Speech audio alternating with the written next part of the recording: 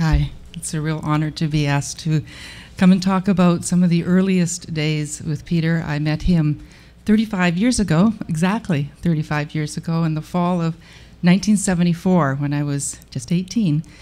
And you meet lots of people in life, and you don't often remember when you met them or how you met them, but I'll never forget the day I met Peter.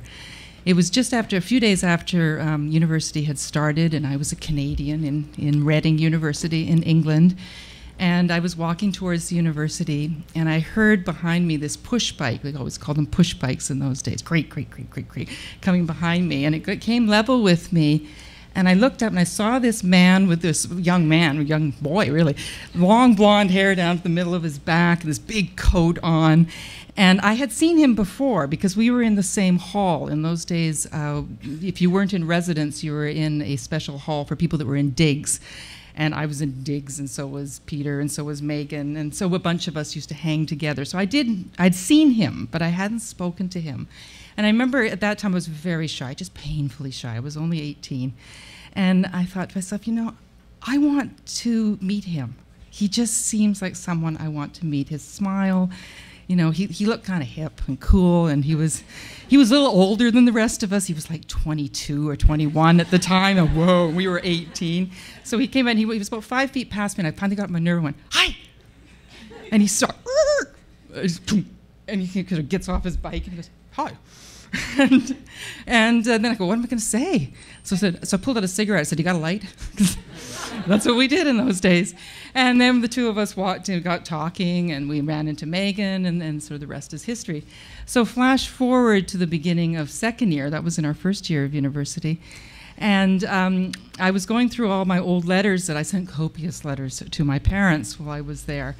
And I came across a lot of references to Peter, actually, because he was such an integral part of my experience in Reading for the first 2 years that I were there.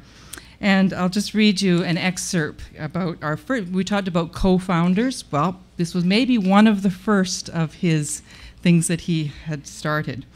On October 12, 1975, I wrote to my parents, I and a bunch of friends, which included Peter, had been busy setting ourselves up in business. We're selling whole foods. This was very cool in 1975. Brown rice, brown flour, muesli. What was muesli? It was granola. Who knew? I didn't know. Cheese, oats, beans, dried fruit, peanuts, etc. in the student union to starving students at lunchtime. The union gave us a 200-pound grant to start off, and after a week, we're breaking even and have encountered a lot of enthusiasm amongst the students for our enterprise. We make no money out of it. We just have a good time and get the satisfaction of knowing that we're providing a valuable service to students. We're a little pretentious in those days. The food in the union is disgusting and expensive, so our food, sold at wholesale prices, is very popular. I hope all goes well, as good food is something that has been desperately needed by the union for years, which was all too true. I can remember lunches of egg and chips swimming in grease, and Megan reminded me that the ladies who used to dish up the food in the cafeteria always gave Peter an extra egg because he was so skinny. But Peter was an integral part of what became Reading Whole Foods, the enterprise. It lasted for several years after we left the university. I remember he and I and a bunch of people would take trips up to London to pick up sacks of brown rice and chunks of dates and bags of raw cashews. This was all kind of exotic stuff in 1975, right? And we'd buy massive blocks of white cheese, which were very popular because cheese was very expensive, so people loved that because it was wholesale.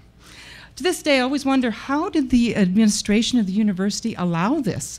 We were just a bunch of kids that sat up and just sold stuff in paper bags. We had no health license, nothing. They let us do that for a few years, actually. But anyway, it was one of a great time, and we also shared a house together that year. And one of my most enduring memories of Peter is this house was very cold. It was England, and getting up in the morning, and you'd go into the kitchen, freezing cold, and go sit. I'd always run over and sit on, because I was Canadian, right? I didn't like this cold stuff, and I'd be sitting on the radiator, and there would be Peter at the stove, making porridge, and he would stir and stir and stir for 20 minutes or whatever. That was long before quick oats. And now we're all going, oh, so bloody cold in here.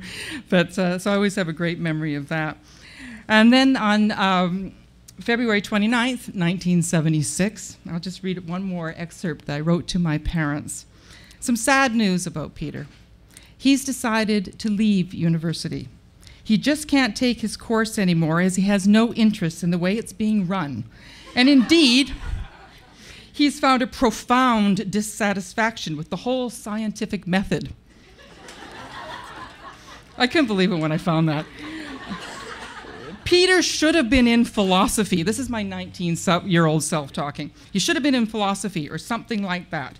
But unfortunately, the British system doesn't allow people to change their minds. It's pretty sad.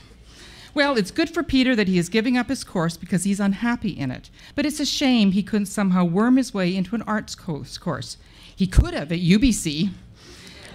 Anyway, he's leaving at the end of term. We'll really miss him. He's such a great guy to have around. He's thinking of going to Canada when he gets some money.